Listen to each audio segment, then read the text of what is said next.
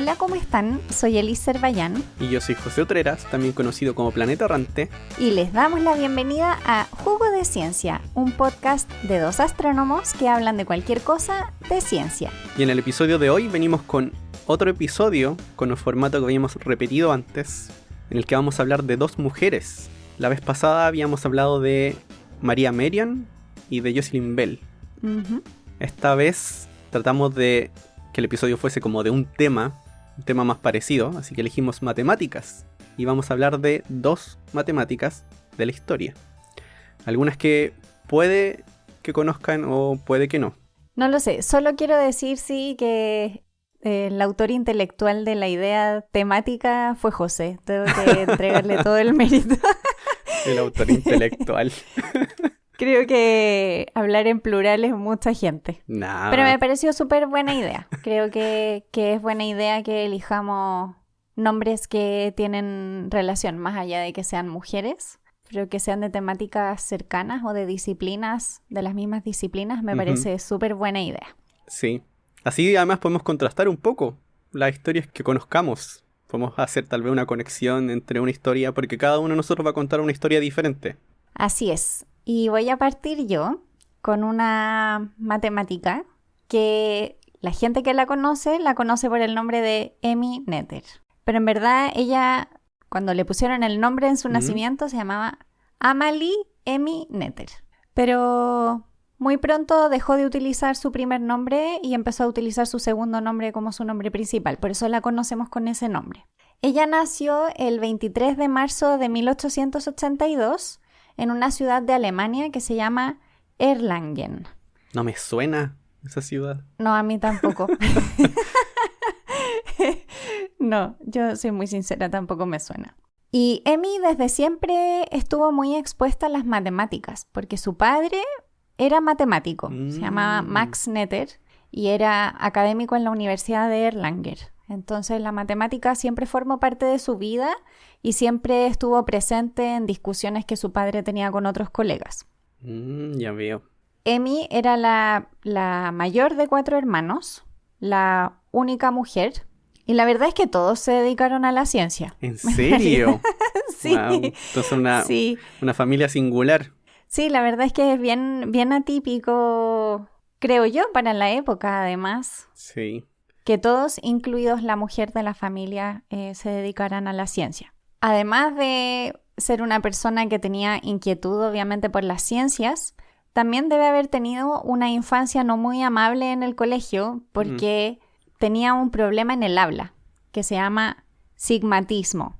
¿Y la verdad eso? es que no fui capaz de entender bien qué era el sigmatismo, pero por lo que leí, se debe de confundir con el ceseo, porque decían, no es lo mismo que el ceseo, por ejemplo, en Andalucía, en España, cesean, pero esto es un poco diferente. Así que debe haber tenido un poco que ver con eso, se debe haber parecido. Así que no debe haber tenido una infancia súper fácil, ya me imagino como el bullying de la época. Sí, me lo imagino.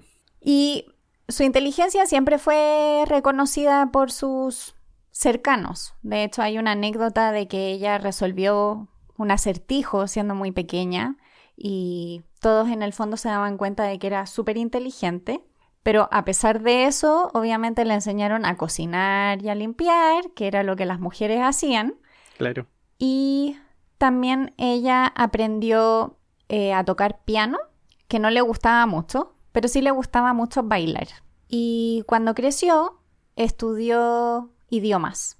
Ah, ¿para aprender latín o no? No, aprendió francés e inglés. Ah, sí, tiene sentido. Claro, y ella aprobó un examen para poder ser profesora de francés e inglés en el 1900.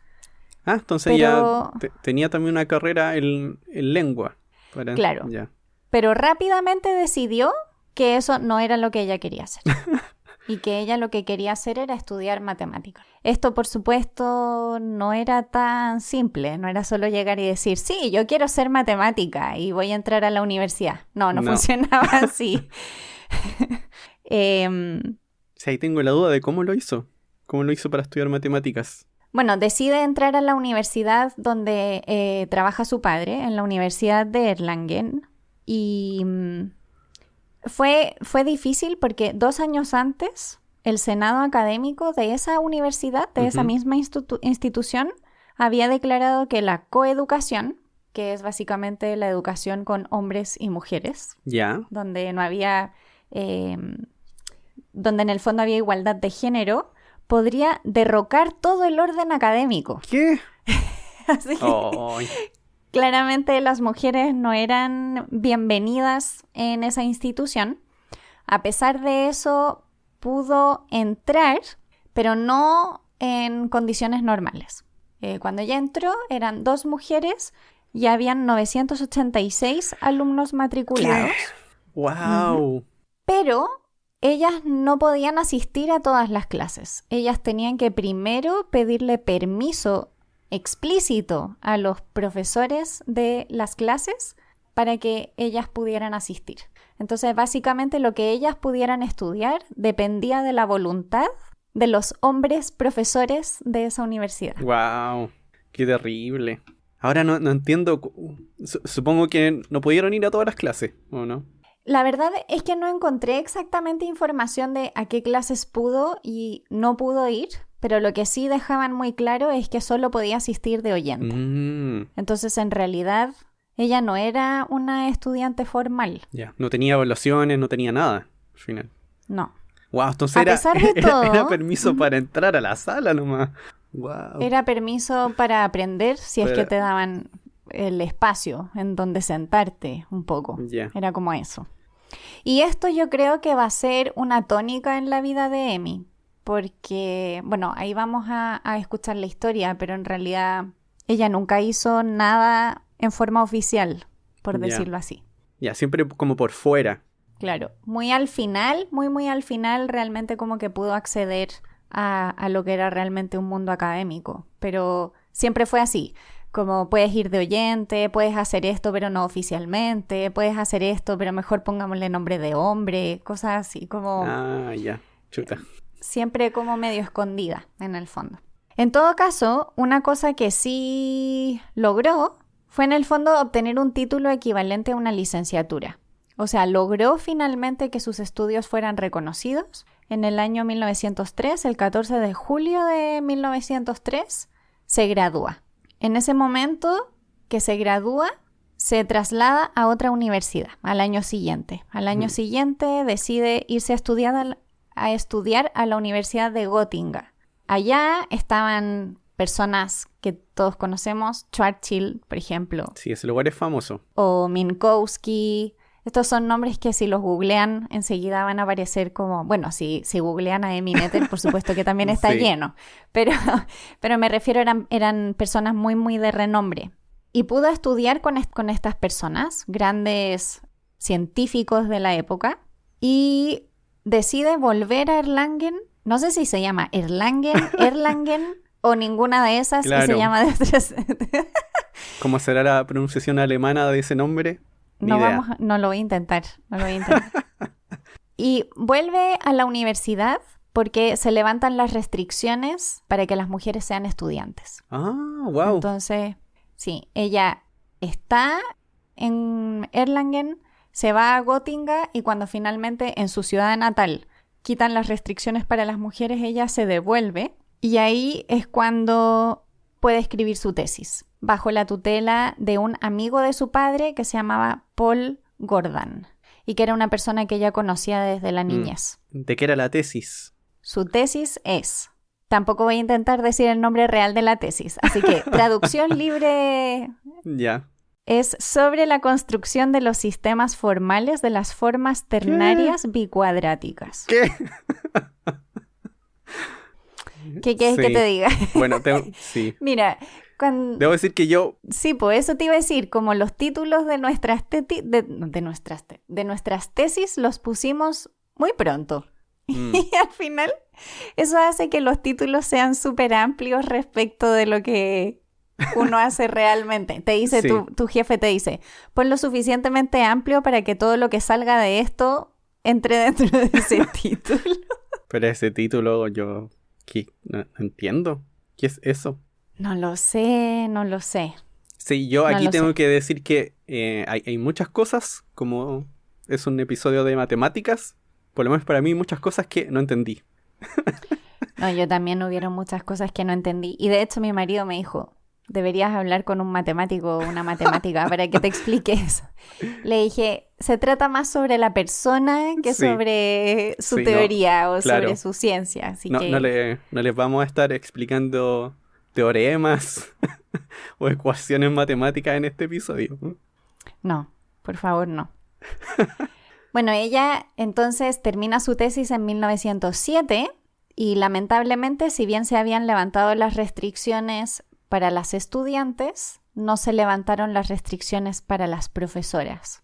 No habían profesoras Ah, en la universidad, no habían académicas, eran solo académicos. ujú. Y, y eso lo que logró fue que en realidad ella se pusiera a hacer clase en forma gratuita durante 7 años en la universidad, muchas veces reemplazando a Ay. su padre.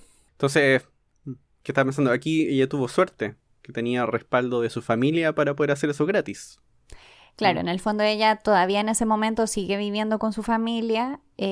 Recordemos que su padre es matemático, es académico en la universidad. Su familia respetó su decisión y la apoyan. Y de hecho no lo mencioné, pero sus hermanos, por ejemplo, Fritz Netter, también es matemático. Estudió en la Universidad de Múnich. Su hermano Alfred fue doctor en química, también de la Universidad de Erlangen.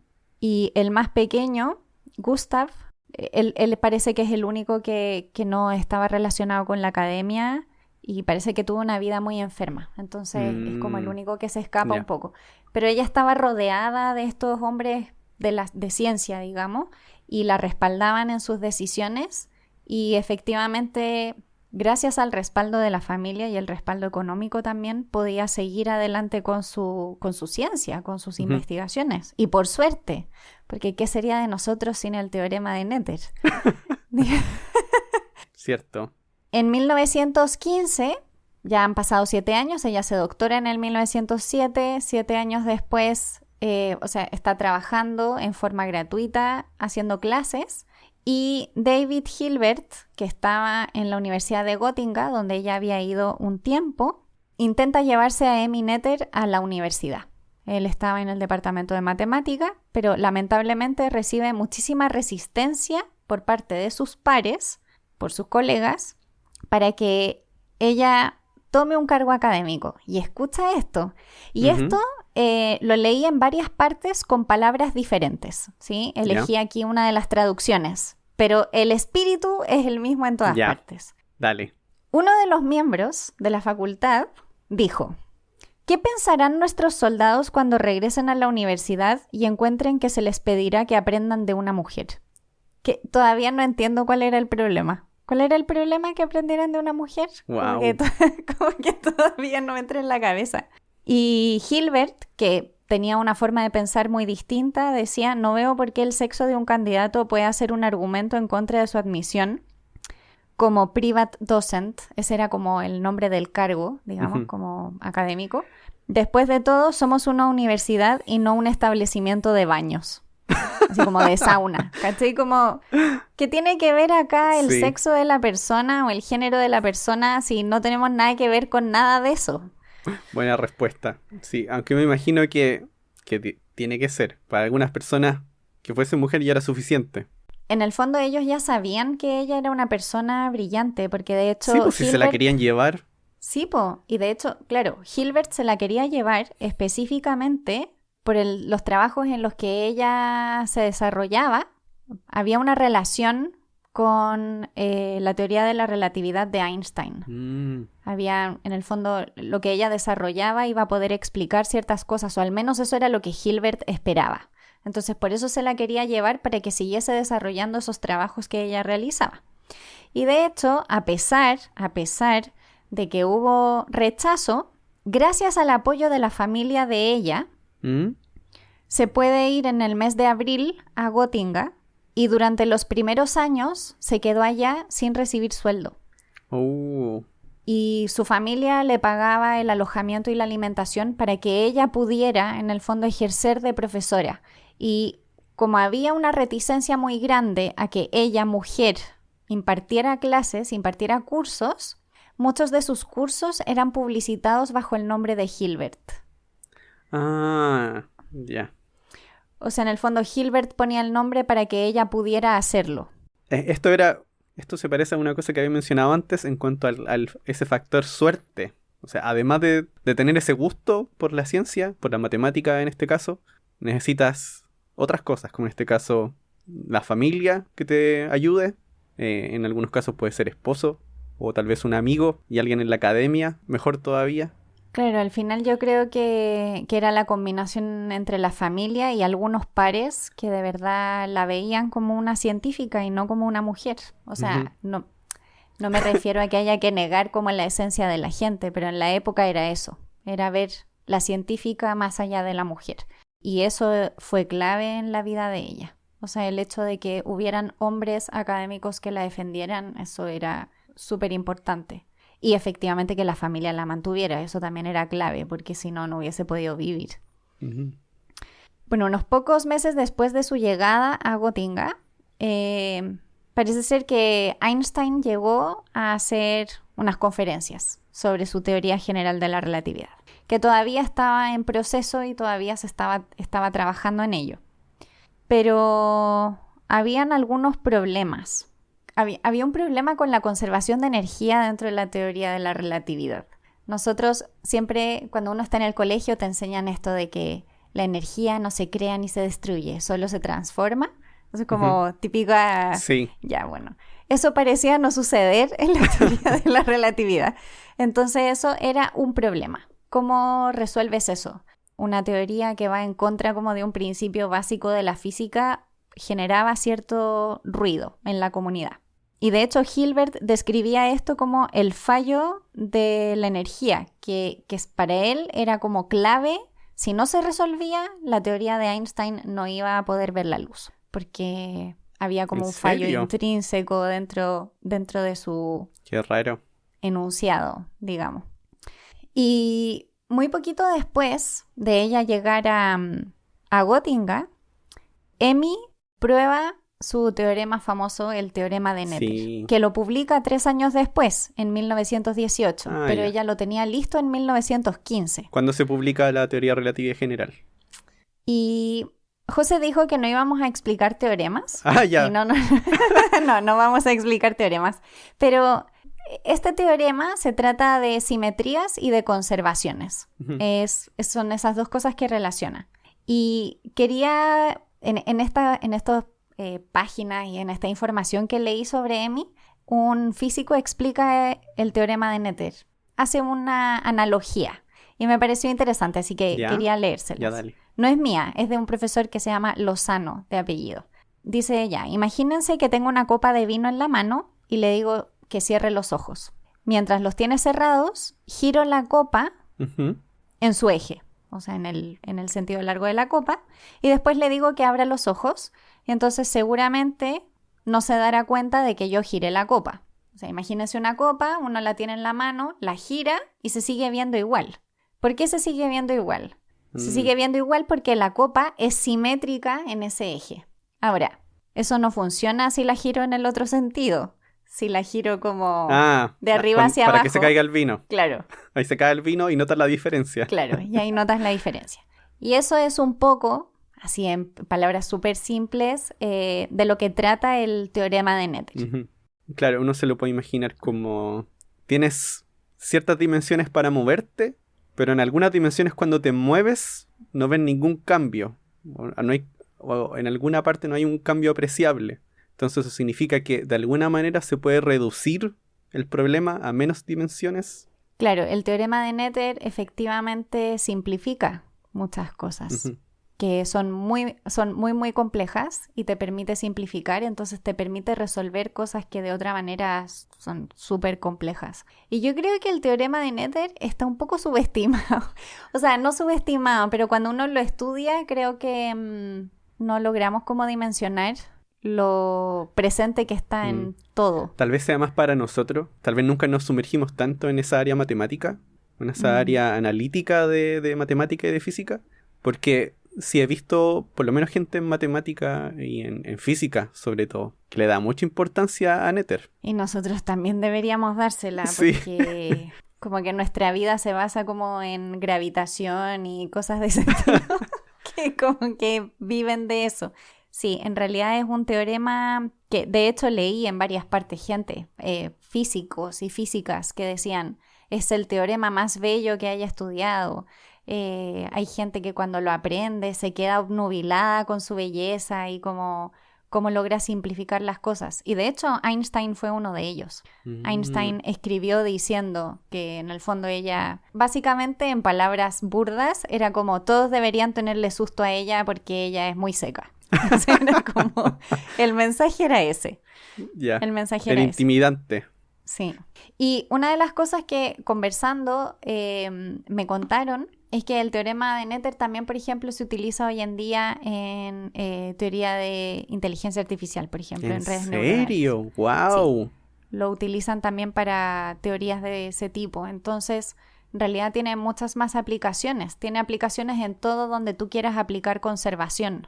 Y la conservación tiene que ver con la simetría, esa es como la idea del teorema. Entonces eso tú lo puedes aplicar en muchas cosas, no solo en física.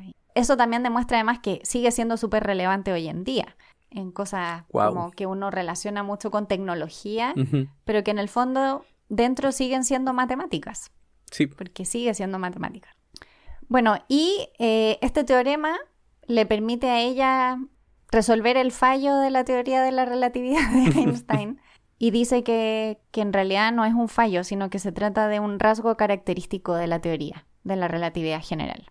Y lo cuantifica y explica por qué ocurre. Entonces, en el fondo, eso resuelve el problema y de hecho Einstein le escribe a Hilbert y le dice: ayer recibí de la señorita Nether un artículo muy interesante sobre invariantes.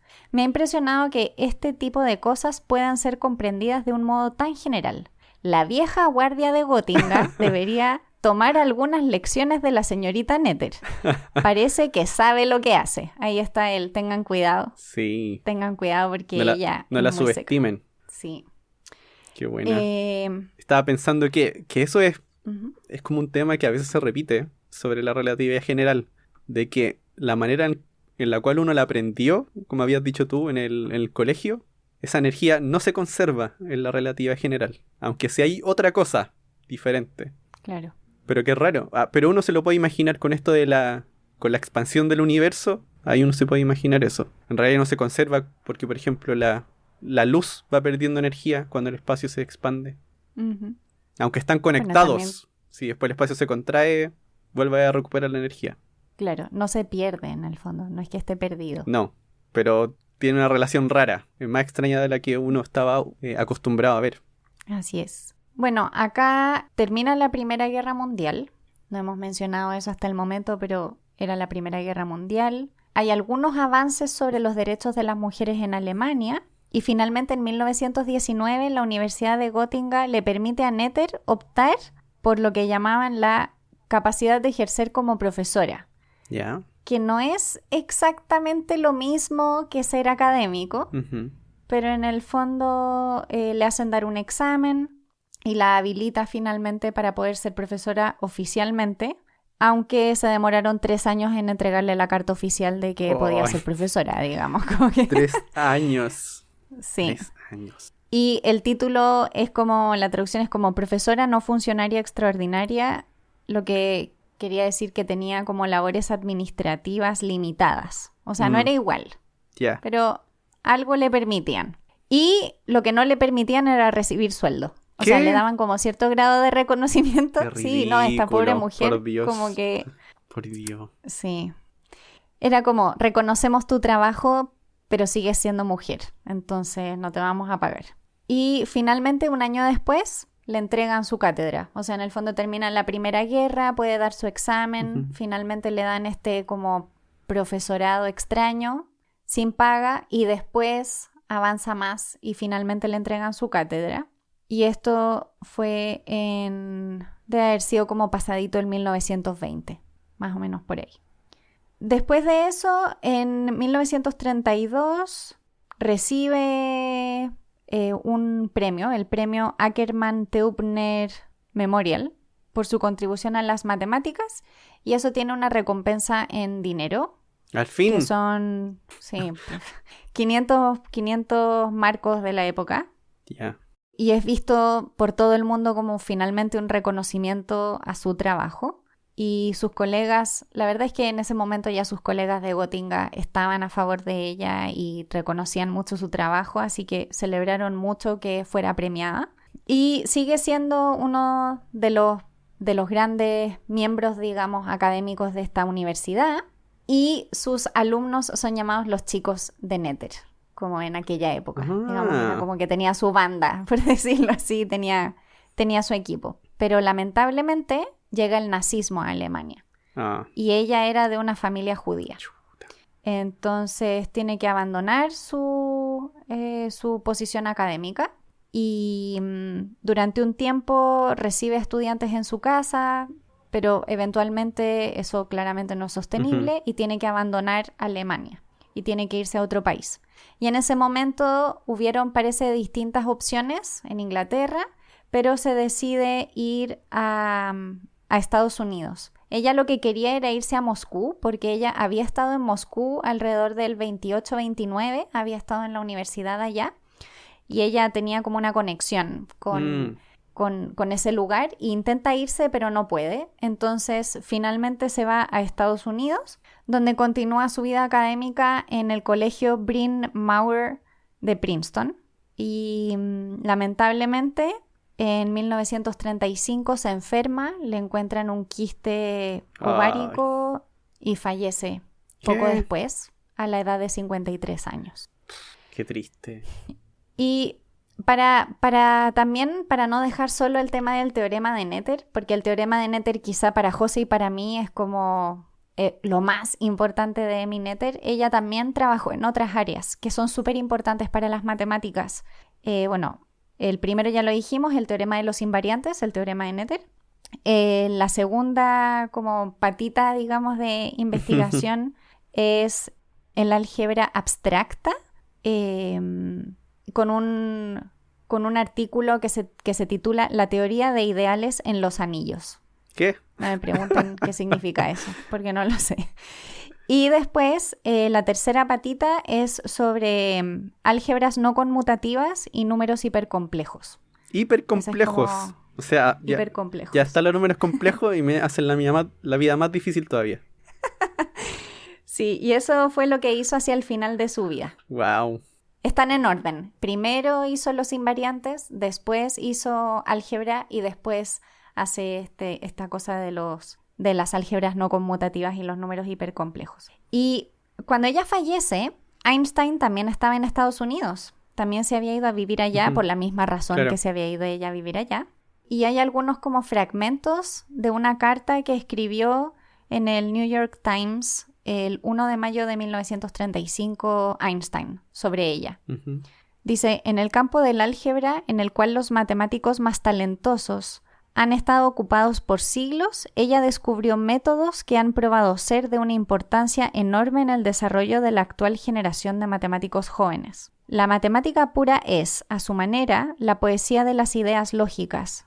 Nacida en una familia judía que se distinguió por el amor al aprendizaje, Emmy Noether, quien pese a los esfuerzos del gran matemático de Gotinga Hilbert, nunca alcanzó la posición académica que se merecía en su propio país, pero aún así se rodeó de un grupo de estudiantes e investigadores en Gotinga, quienes ya se han convertido en distinguidos profesores e investigadores. Wow. Y dice, su desinteresado y significativo trabajo realizado durante muchos años fue recompensado por los nuevos gobernantes de Alemania con un despido, el cual le costó su ingreso para poder mantener su vida simple y la oportunidad de continuar con los estudios matemáticos. Bueno, luego habla de que gracias a Estados Unidos ella pudo seguir y fue recibida y da las gracias, pero me da como un poco de rabia, en el fondo, esta palabra de su desinteresado trabajo. O sea, era desinteresado porque no le quedaba de otra. Sí. O sea, si no te quieren pagar por tu trabajo, ¿qué haces? Claro, no es que ella llegara diciendo, no necesito que me paguen. No es Claro, eso, la po. obligaron. La obligan a trabajar gratis toda la vida, prácticamente. Sí. O sea, porque además era algo claro que ella era buena matemática, entonces si tiene algo que aportar seguramente decía, tengo que seguir con esto, po. Claro. ¿Ya? Porque hay cosas que le interesan, porque entiende cosas que el resto no entiende, entonces quiere poder seguir profundizando eso. Y siempre en estas cosas, tal vez como un poco como en el arte, está esta a veces obsesión por terminar ese trabajo que nace de uno. De esa a veces apreciación de la belleza, en este caso, en la matemática. Sí, es como curioso como la analogía que utilizas, porque creo que tienes toda la razón. Es como un poco en el arte, es como esa obra sin terminar Mm, y tienes que terminarla. Es un poco eso. Y entre que la terminas empiezas una nueva y es como sí. algo que nunca termina. Bueno, la investigación nunca termina. Yo creo que ningún científico va a decir como terminé todo lo que tenía que hacer No. en la vida. Siempre está todo a medio hacer. Sí. Como que hay una cosa al 90%, hay otra al 10%. Hay una idea que está empezando recién. Mira, las cosas como positivas que yo veo en esta historia, bueno, además de que nos dejó un legado enorme, la primera es, pudo hacerlo, tuvo, digamos, el apoyo Ujú. suficiente para poder hacerlo y seguir adelante. Y otra cosa no menor, ella logró salir de Alemania. O sea, si bien falleció poco después de irse, que se fue a Estados Unidos, ¿cuánta otra gente no pudo salir? Mm, ¿Cuánta otra gente no pudo terminar su vida de una forma más tranquila como la que ella pudo tener? Obviamente dejar tu hogar en forma obligada nunca es grato, pero qué bueno que sí pudo salir y que fue recibida por otros académicos del mundo que veían valor en ella. Yo creo que eso, dentro de lo amargo de lo que dice Einstein como su país, la premia quitándole su trabajo y luego expulsándola, sí. pero por lo menos que hayan pares en la otra punta del mundo que valoran lo que haces, creo que tiene muchísimo valor. Bueno, y además que claramente con esas palabras marcó un hito, de cierta forma. Un hito en una generación de físicos y matemáticos en esa época. Así es. Ay, estas historias son siempre como tristes. Sí, es como la admiración por poder demostrar lo que saben en un tiempo tan complejo, pero siempre terminan con ese gusto amargo al final, de que si hubiese sido en igualdad de condiciones, la historia habría sido muy diferente. Claro, también no sabemos qué hubiese sido capaz de lograr si es que hubiese tenido un apoyo mayor. Mm. Bueno, ¿tú nos vas a contar una historia más alegre? No. No. No, mi historia no es más alegre, porque es anterior, es de unos años antes de esa, así que no va a ser más alegre. Pero Entonces yo creo que nos tendríamos que ir a una pausa claro, para recoger nuestras lágrimas. Sí, y, para tener y energías volver a para la la siguiente historia de parte. José. Sí. Ya, vamos a una pausa entonces.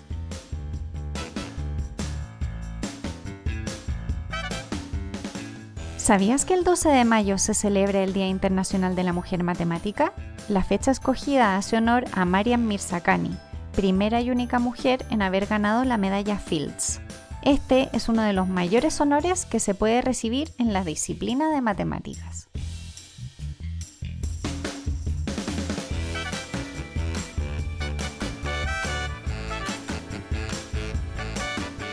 Y ya estamos acá para que José nos cuente de otra matemática. Sí, De otra matemática que nos ha dejado una gran huella. dejó una gran huella, pero una huella que estuvo oculta por mucho tiempo, realmente. Lamentablemente eso pasa más de lo que a uno le gustaría. Sí, fue muy de a poco que comenzó a descubrirse esta figura de esta matemática, que se llama Marie-Sophie Germain. Ah, mira, como yo. ¿Sí? Sí, tenemos 2 de 3 nombres iguales. Pero Germain es el apellido. Ah, pucha, no, yo lo tengo de nombre. Entonces tú puedes pronunciarlo mejor que yo, me imagino. Bueno, dejemos las pronunciaciones para otros momentos. Sí, así que le voy a decir Sophie Germain, ¿ya? Y una diferencia entre Sophie y Emi Noether es que ella nunca tuvo una educación formal en matemáticas. Esa va a ser una gran diferencia en esta historia. Y también estaba en una época en la cual estaba muy inculcada esta diferencia de educación entre hombres y mujeres.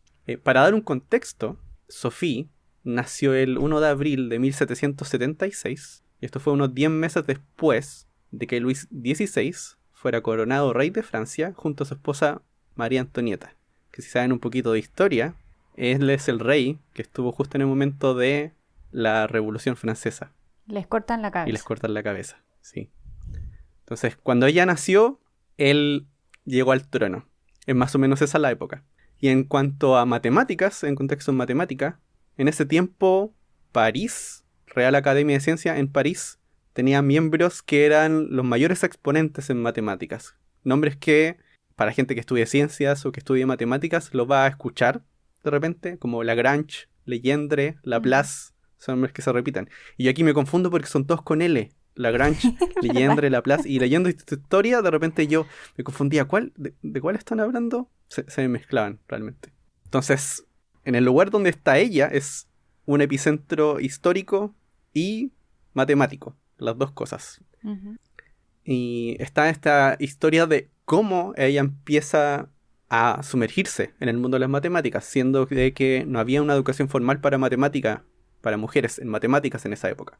Y hay algunas ideas que tienen que ver con el hecho de que estaban en plena Revolución Francesa y que su casa estaba muy cerca de donde ocurrían las protestas y las marchas y las ejecuciones y todo eso, que era como a la salida de su casa.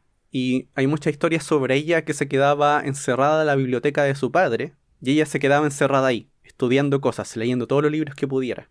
Y entre esos comienza a descubrir las matemáticas, y comienza a tener esta especie de fascinación por el mundo de las matemáticas, pero no estaba muy aceptado por su familia, esto que se quedara tanto rato leyendo sobre ciencias. Claro, le hacía mal a las mujeres eso, claro, en la época. Sí, y hay algunas historias de su familia que en un inicio lo que hacían era que no le encendían una fogata para calentar su pieza, para que en la noche no pudiese levantarse a leer, ¿ya? Tuviese que estar acostada. Pero que ella aún así iba a la biblioteca con una manta y se quedaba ahí leyendo, a pesar del frío. Debe haber sido como un tremendo mecanismo de escapar de la realidad. Sí. Tener acceso a eso, a los libros. Sí, de hecho se menciona mucho eso, de que haber sido una forma de poder escapar a esa realidad tumultuosa. Además que su padre en un momento estuvo involucrado en el área política, justo antes de que comenzaran a ocurrir las cosas más violentas. En 1789, cuando ella tenía 13, es cuando se toma la prisión de Bastilla, pero es cuando comienza esta época violenta. Esto duró unos cuantos años. Y ahí su papá estaba inmerso en esa política, que después se sale cuando las cosas se comienzan a poner un poco más violentas, para tener más bajo perfil. Pero igual, por lo que parece, él no era realista, el padre. No. Porque sobrevive, ya. Sí, porque él representaba al pueblo en su cargo. Representaba a la gente común, al tercer estado. Y trataba de abogar por una nueva constitución, por una asamblea constituyente.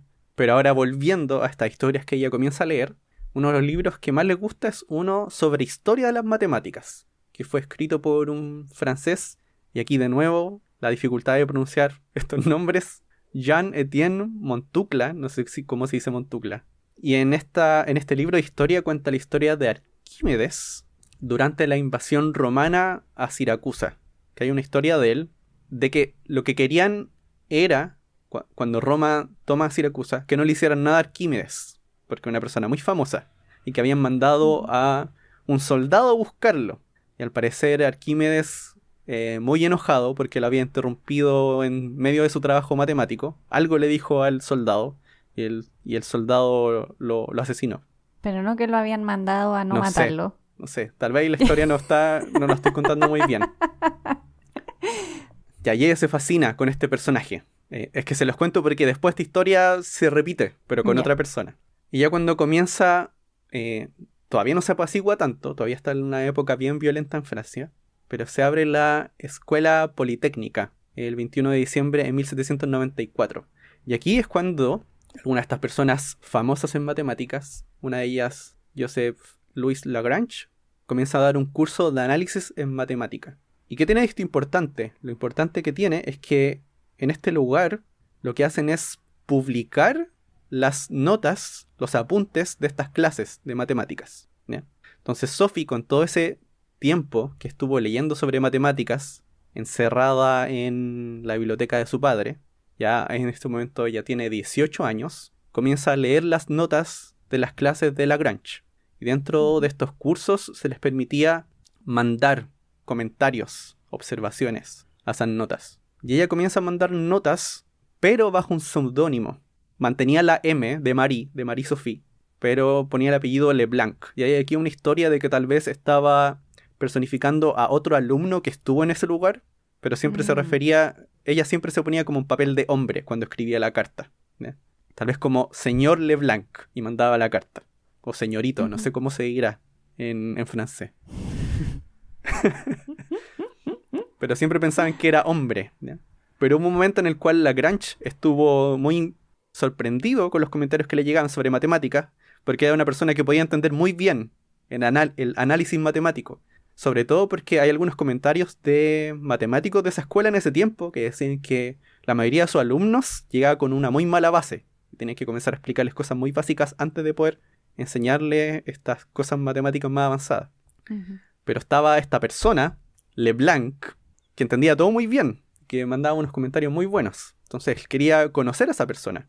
Y ahí es cuando Sophie le revela que en realidad es una mujer y que no es parte del curso, sino que ella solamente está viendo las notas que se publican. Qué bueno que las hayan publicado. Imagínate, si no hubiesen publicado las notas, ella no hubiese tenido acceso. Sí, hay varias de estas cosas que se publicaban, afortunadamente. Y ahí en ese momento mucha gente se da cuenta de la existencia de Marie Sophie, de que ella es muy buena para matemáticas porque puede entender esta cosa que es terrible. El ramo de análisis en matemáticas, yo sé que es de los peores ramos en cuanto a dificultad. Yo he escuchado lo mismo. Sí. Y en este momento en el cual está surgiendo, ella puede ir a la par de ese conocimiento. Y la gente en Francia, académicos matemáticos, comienzan a enviarle libros, pero en cierto momento aquí hay un poco de egocentrismo porque muchos le envían libros propios, así como, mira, lee mi libro. Sí. Y en muchos casos eran de un nivel un poquito más bajo, en el cual ya estaba Marie Sophie. Pero hasta el momento no recibe como un rechazo transversal. No. Por ser mujer. No. Pero nunca entra formalmente al mundo de las matemáticas. ¿Ya? Claro. Yo creo que tal vez se veía más como esta cosa, esta persona extraña, estaba por fuera, pero en el otro caso, yo me imagino que está ese, no sé, no quiero decir susto, sino que como rechazo a que sea colega y a que ocupe un cargo que ocupas tú. Claro, es como te va a quitar el trabajo. Claro, en cambio en este caso nunca fue así, sino que era una persona que estaba fuera de... Claro, ella nunca iba a acceder a eso. Sí, nunca iba a pertenecer a ese mundo. Entonces, tal vez por eso nunca causó ese rechazo realmente. De hecho... ¿Y su familia? Ah, su familia, claro. Es que al principio le había dicho que trataban de hacer esto de que no pudiese ir a leer. Al final desisten y la apoyan. Ya. La apoyan económicamente para que siga estudiando matemáticas. Lo bueno es que entran en razón en algún momento y deciden apoyarla. Por suerte. Sí, porque justamente necesita un apoyo económico para poder hacer esto más adelante. Y eso se lo da a su familia. Y aquí hay una historia de un astrónomo junto con Sophie. Esto no es un astrónomo que yo conozca, pero la historia de la astronomía es famoso. Se llama Jérôme Lalande, o Lalande, y que era en ese entonces director del Observatorio de París. Y le va a hacer una visita a Sophie, porque había escuchado sobre su talento en matemáticas. Y en ese tiempo, él había escrito un libro que se llamaba Astronomía para Damas. ¿Ya? Y va y le ofrece ese libro en el cual había matemática involucrada para explicar cosas, ¿ya? Pero a un nivel mucho más bajo. No se sabe exactamente qué fue lo que le dijo, pero de alguna manera Sophie se sintió insultada por él cuando él la visitó. Y ella públicamente dijo que no quería volver a hablar nunca más con Lalande. Nunca más. Bueno, pero supongo que es como, no sé, estar como en la universidad estudiando matemáticas y que te lleguen como con un cuadernillo de sumas y restas. Sí. Así como, he escuchado de tus habilidades. Sí, seguramente. Como que no lo creía. No, ya estaba impactada. También está esta idea de que tal vez lo que él quería era conseguir una mujer calculadora. Tal vez se la quería llevar. Mm. Porque en ese tiempo habían mujeres calculadoras, pero estaba esta idea de que no podían hacer trabajo creativo, como el que eventualmente va a ser Sophie en matemáticas. Ujú. No, si esta época no es muy buena. También habían otros libros de ese estilo. No es el único libro. También había un libro en esa época de Newton, del de gravitación universal, escrito para mujeres. Pero con un lenguaje horrible, horrible. Tratan de mezclar gravitación con amor en ese libro. Sí, ya eso es peor. Porque eso no es solo como simplificarlo. No. Eso ya es como asumir esta cosa de las mujeres son sensibles y no pueden controlar sus emociones. Sí. Entonces, ese era el nivel de los libros en la época, cuando se trataba de educación dirigida a mujeres. Distinción ridícula que claramente Sophie estaba mostrando que no tenía ningún sentido, y aún así se lo enrostraron en la cara. Luego, dentro de estos matemáticos, hay uno que escribe un ensayo en teoría de números, que es matemático de apellido Legendre. En ese libro, ahí Sophie comienza a tener interés por esta teoría de números, que la teoría de números tiene que ver con todas las propiedades de los números enteros, como la distribución de números primos, o, por ejemplo, el teorema de Pitágoras, o sea, cosas aplicadas a números enteros, ¿ya? Y aquí, Legendre le dice, o seguramente fue Legendre, este matemático en Francia, que le dijo que leyera sobre un trabajo de Carl Friedrich Gauss, que es un matemático famosísimo. Sí. Y ella comienza a leer uno de sus trabajos que publicó recién, ¿ya? En el 1801. Aquí ella tenía 25 años, que es un libro de investigación en aritmética, ¿ya? En teoría de números. Ujú. Y lo que hace ella es comenzar a escribirle cartas a Gauss, pero de nuevo bajo este seudónimo de Leblanc, haciéndose pasar por hombre, con este susto de que la fuese a tomar mal si es que sabía de primeras que era una mujer. Y le envía una carta, expresa su admiración, pero además le envía un libro con cálculos de ella y con algunos teoremas aplicables a la teoría de números. Y en específico uno de los teoremas los cuales ella tiene cierto grado de como asombro es el teorema de Fermat, parecido a esta ecuación de Pitágoras de la suma de dos cuadrados igual a otro cuadrado, ¿eh? Que uno sabe que existen los tríos pitagóricos, como que el 3 al cuadrado más el 4 al cuadrado te da 5 al cuadrado. El teorema de Fermat, o la idea de probar este teorema, es que no exista esa igualdad en números enteros para exponentes mayores a 2. O sea que nunca voy a encontrar la suma de dos cosas al cubo que me dé otro entero al cubo. O de cosas elevado a 4 que me dé otra cosa elevado a 4. Y ese es un problema que ninguna de estas personas pudo resolver. Era dificilísimo, ¿ya? Y ella comienza a dar pasos en esa dirección e intentar resolver eso. Y de hecho había encontrado algunos casos en los cuales ella podía mostrar que no tenía solución, que eran varios. Y le envía estas cosas a Gauss, esperando comentarios, correcciones y una discusión. Y ahí él comienza a responder. Tienen como una especie de interacción profesional en el lado de matemáticas, pero también personal. Ya. Porque en algunas cartas creo que también hay como hasta recomendaciones de regalarle algo a otra persona, cosas que uno le pide a un amigo, ¿ya? Sí.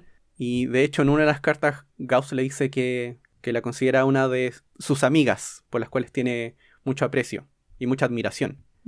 Ahora, ¿cómo Gauss se entera de que Sophie es mujer? Napoleón invade un lugar donde está Gauss, porque entran en guerra con Prusia, Francia con Prusia.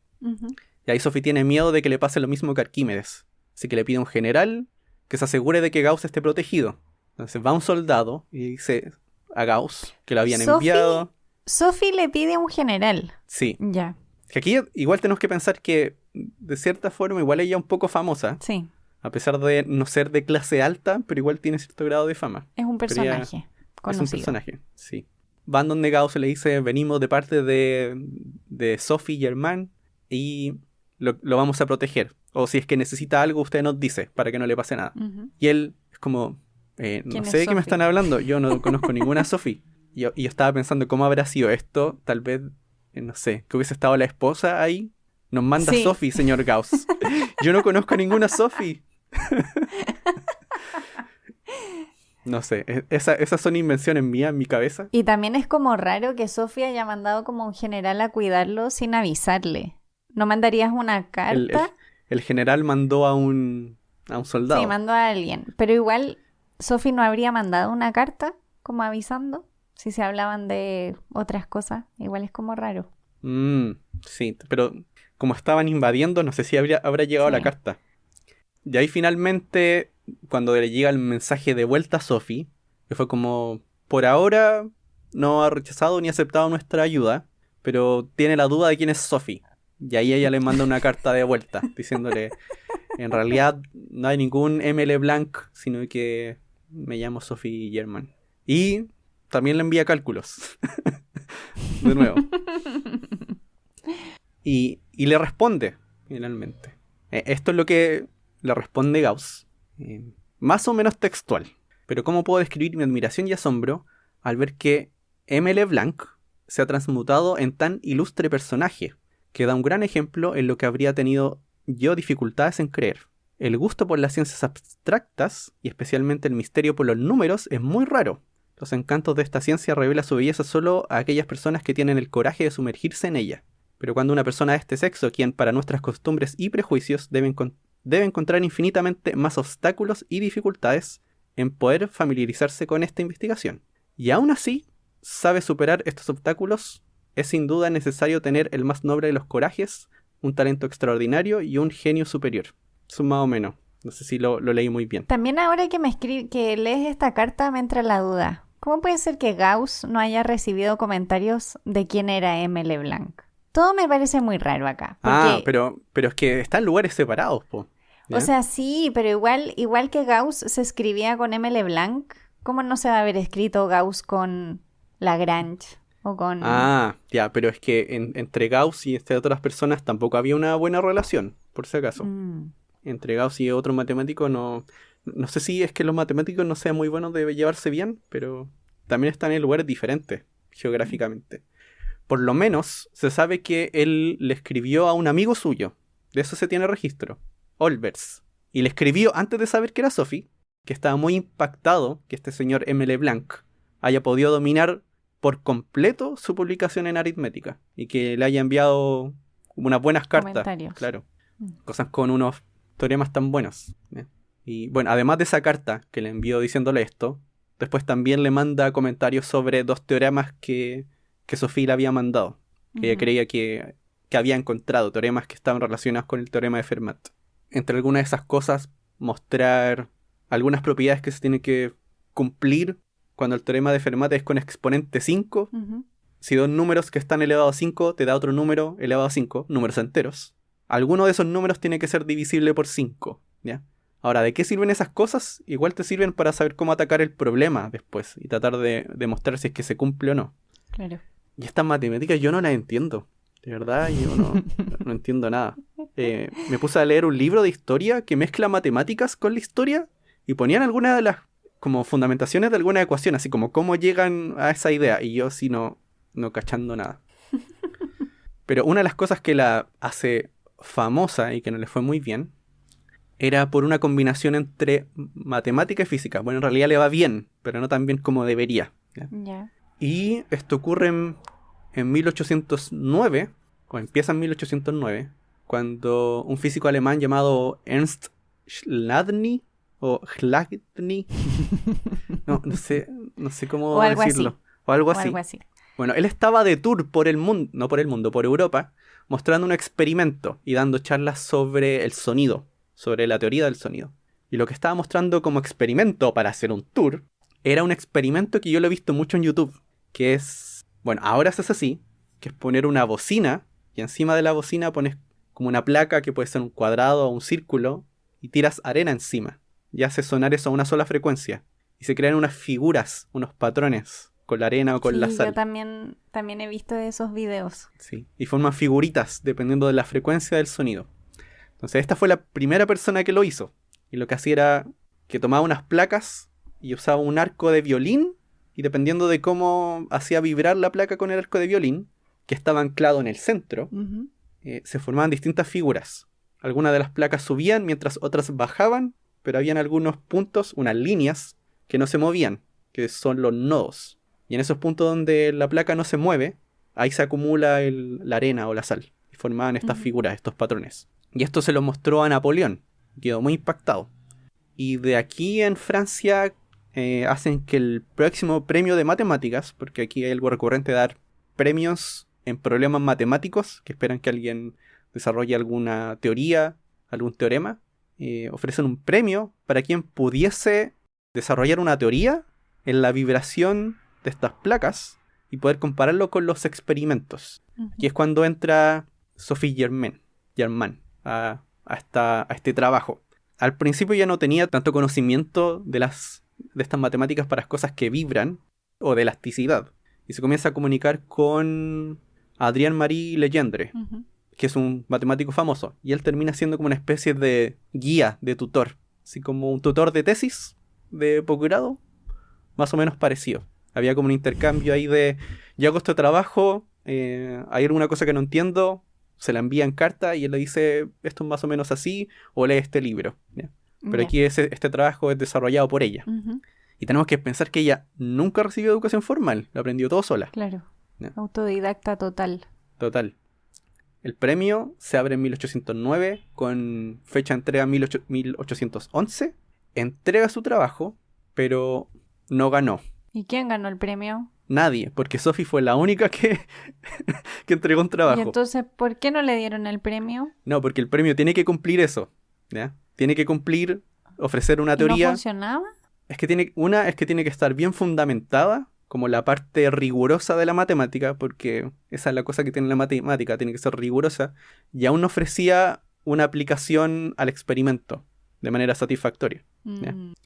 Aún así, aquí Legendre le dice que aunque no hubiese ganado, le dijo, no pierdas la esperanza, porque vamos a correr la fecha y es muy probable que tú puedas lograrlo, habiendo visto el trabajo que había entregado. ¿Ya? Después, cuando lo posponen, vuelve a entregar su trabajo. Aquí obtiene la ecuación correcta, ¿ya? La ecuación matemática correcta, a diferencia de antes. Pero aquí todavía de nuevo no podía aplicarlo al experimento. Y se vuelve a posponer. 2 años más. Es que así son los matemáticos, como que tiene que estar... ¿Será rigurosidad la palabra? Pero ella nunca perdió la motivación por el problema, porque a ella le interesaba mucho. Sobre todo poder hallar una forma experimental de probarlo. ¿Ya? Aunque aquí pasó una cosa medio rara. Entonces, el concurso quedó pospuesto hasta 1815, pero en 1814, alguien que era miembro de esta mesa, que evaluaba, que era Simon Poisson, presentó un trabajo sobre esa área, ¿ya? Antes de que fuese la fecha para entregar el premio.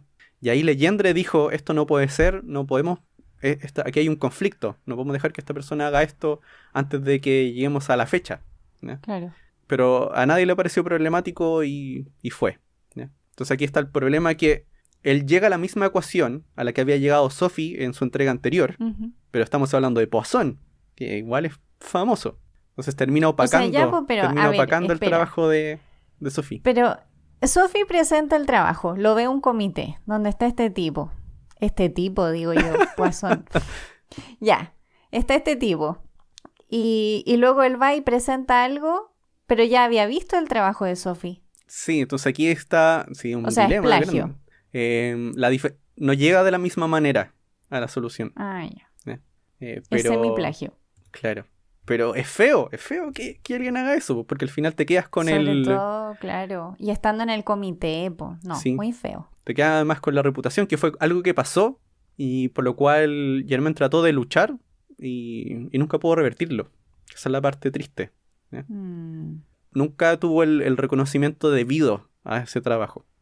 Bueno, pero finalmente, cuando viene la tercera vez, la tercera fecha de entrega, ahí sí le dan el premio. Y ahí gana el premio, finalmente. Pero gana el premio, pero aún así no le dan el reconocimiento. Esto no tiene ningún sentido. Sí.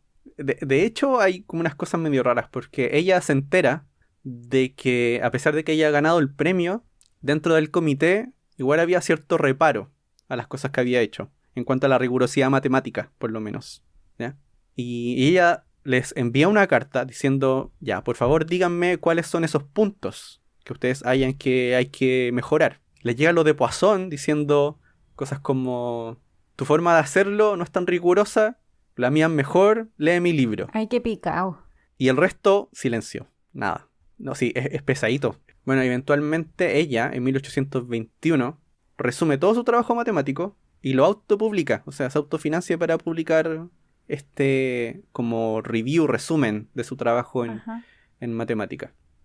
Y ahí le tiraba como unos, no sé, Unos palos. unos palos, sí, a Poisson, por la forma en que ocurrió todo durante el concurso. Bien ahí, Sofía. Pero ahí Legendre igual le dio un tirón de orejas a Sophie.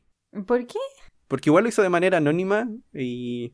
Ah, no. Sí, hay que tirar palos, pero no anónimamente. Aunque en realidad él no la criticaba por haberlo hecho de manera anónima, sino que por atacar a una persona en un artículo escrito, ¿ya?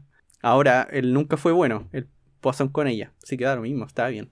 El Twitter de la época, de nuevo. Lo que quería era que le dieran feedback respecto a su trabajo, porque ya aquí está todo publicado, lo que he hecho. Sí, po. Léanlo, es público, denme comentarios, y ella lo enviaba. ¿Y qué le llegó?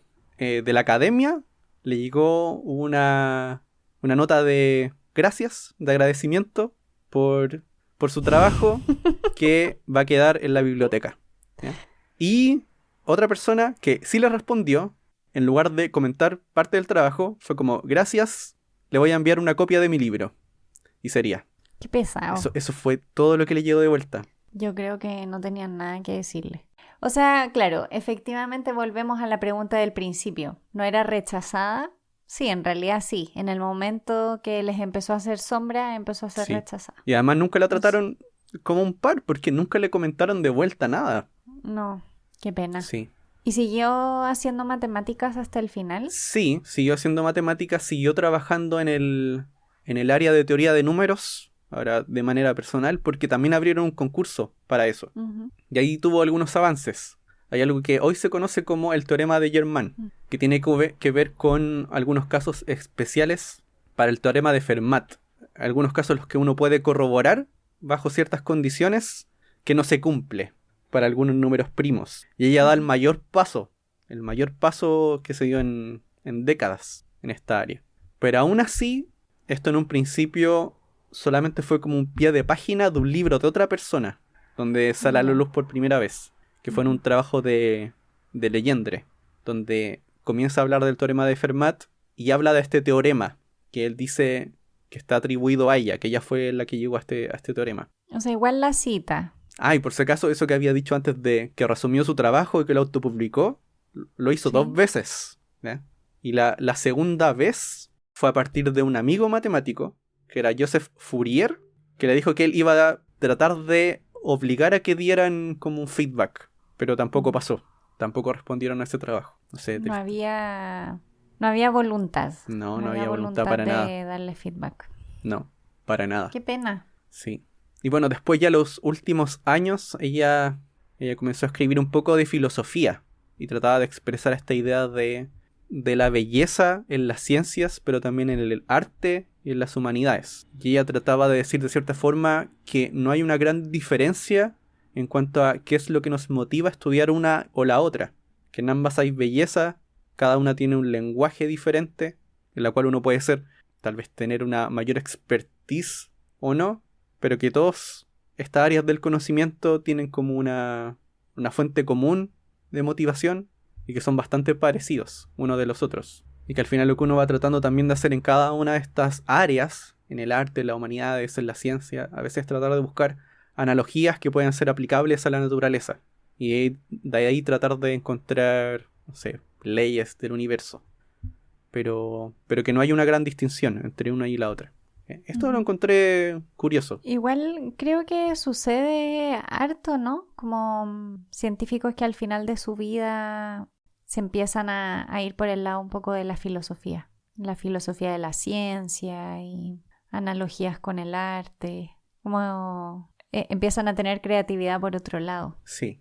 Y fue este trabajo, que en realidad fue publicado de manera póstuma porque ella no lo publicó, sino que lo publicó un sobrino de ella, que tuvo varios comentarios desde el área de filosofía. Este fue un trabajo que fue bien recibido por muchas personas, sobre todo el área del positivismo, y que hacían comentarios sobre el trabajo de Sophie Germain en esta área de filosofía. igual una lata, porque aquí hubo un área del conocimiento donde sí recibió eso que estaba esperando en el área de matemáticas, que era que alguien leyera el trabajo, que hiciera algún tipo de crítica. Pero creo que es más fácil reconocer el trabajo de alguien muerto. Qué triste. Sí, pero es verdad, porque en el fondo ya no te va a hacer competencia. En el fondo puedes desarrollar teorías alrededor de eso sin que esa persona esté ahí. Y no te va a dar la sombra que te da una persona que está viva y que está efectivamente produciendo conocimiento ahí a la vez que tú. Claro, sí tiene sentido.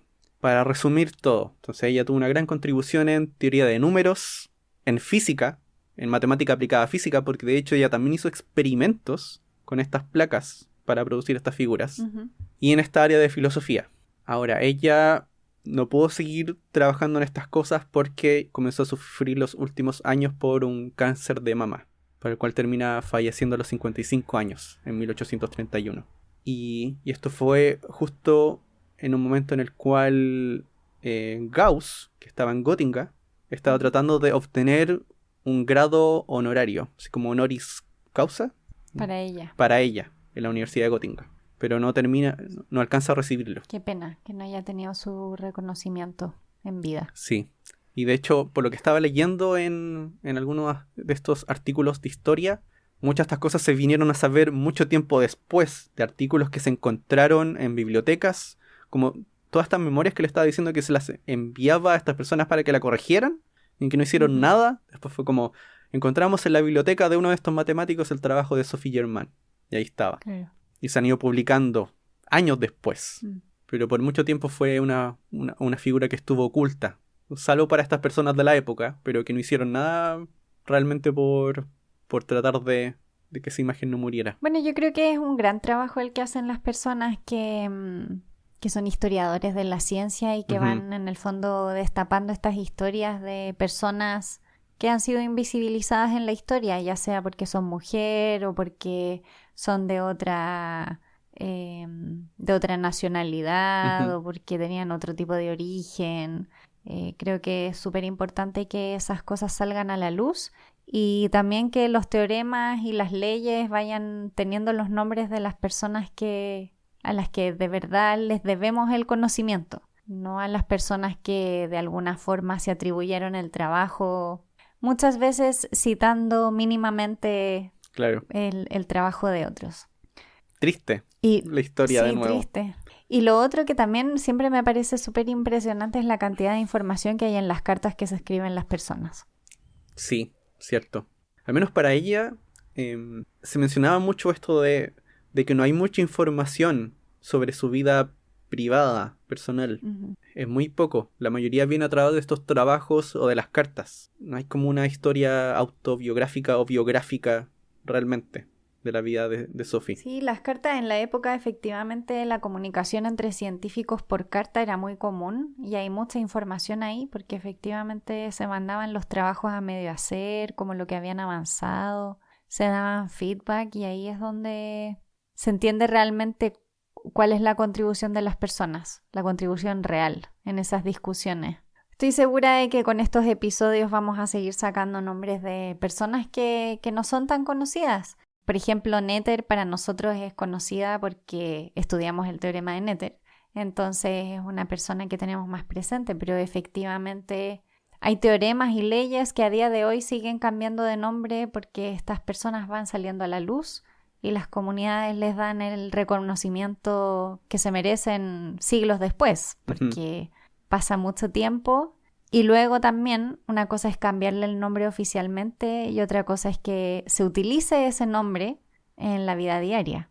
Porque cuando has conocido el nombre de algo de una manera es muy difícil empezar a llamarlo de otra forma. Sí, eso pasa, de acostumbrarse a usar el nombre que corresponde, el nombre al cual uno está acostumbrado. Creo que es importante hacer el esfuerzo. Ahí todos podemos poner nuestro granito de arena para que ese reconocimiento sea real y que no sea un reconocimiento solo, qué sé yo, la Academia de Ciencias de tal lugar decidió que X. Y todo el mundo dice, sí, le pusieron el nombre de ella, pero en verdad yo le sigo diciendo así porque es más corto. Eso no ayuda. No, para nada. Bueno, así con historias de mujeres que creo que son un gran ejemplo de lucha al final, de mujeres que tenían las ideas muy claras de lo que realmente querían hacer, por supuesto reconociendo que si no hubiesen tenido el apoyo de sus familias, no hubiesen podido hacerlo. Muchas otras probablemente no lo hicieron justamente porque no podían. Ujú. No tenías el respaldo económico como para poder, en el fondo, seguir sin que te paguen, sin que te reconozcan y salir adelante. Pero aún así, moverse en un mundo, cuando hablamos de que el ambiente científico es un lugar donde hay muchos más hombres y tenemos pocas profesoras mujeres y que pensar como el camino que hemos recorrido hasta ahora, donde las cosas poco a poco se van emparejando de alguna forma y todavía tenemos harto que recorrer, pero estas mujeres pelearon durante años para que alguien les contestara una carta o para poder ir a clase en la universidad, que te paguen por tu trabajo. Impresionante. Hoy no sé qué decir. Siempre es difícil terminar estos episodios porque uno se queda como un poco como, no sé, como que siento que no he hecho nada. Esa es mi sensación. Es como, ¿dónde está mi granito de arena? No lo sé. Pero creo que nuestro granito de arena en Jugo de Ciencia es dar a conocer a más mujeres. Más mujeres que hicieron grandes aportes, que son nombres que muchas veces nosotros no conocemos. Varias de las mujeres de las que hemos hablado eran personas que no conocíamos de antes o que las conocíamos muy, muy poquito. Así que aquí todos aprendemos y les damos visibilidad para que ustedes también las conozcan un poco más y luego tengan curiosidad por sus vidas.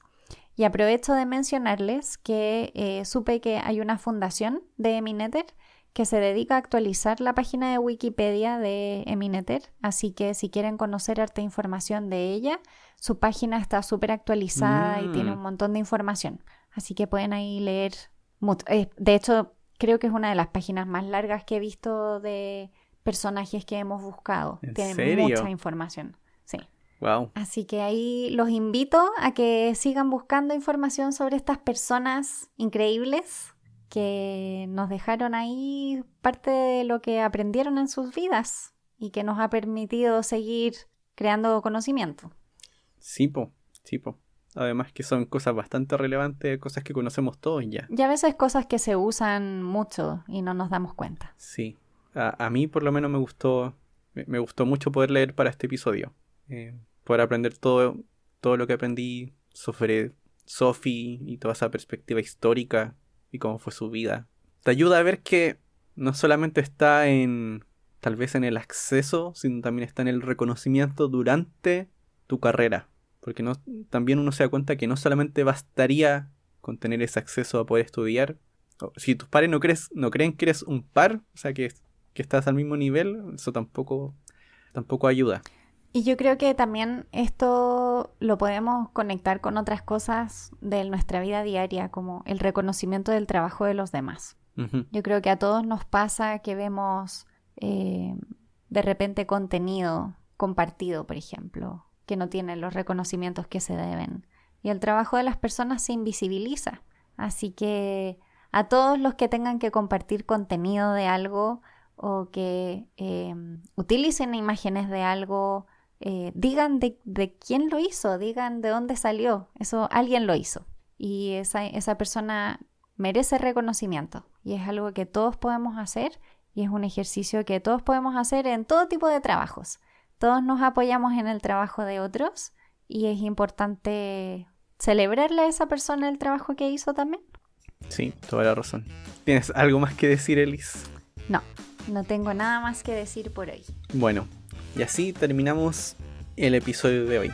Y les recordamos que nos pueden apoyar en Patreon, donde nos pueden ayudar directamente para que nuestro podcast siga, para que sigamos leyendo de más personas, le contemos estas historias que tal vez no han escuchado, y también para poder ir mejorando nuestro podcast. Y para eso pueden ir a patreon.com/jugo de ciencia. También recuerden que si quieren contactarse con nosotros, pueden seguirnos en redes sociales. Somos Jugo de Ciencia en Twitter, Instagram y Facebook. Y también pueden escribirnos a jugodeciencia@gmail.com. Esperamos que este capítulo les haya gustado mucho, que hayan aprendido tanto como nosotros y nos vemos en el próximo. ¡Chao, chao! Chao.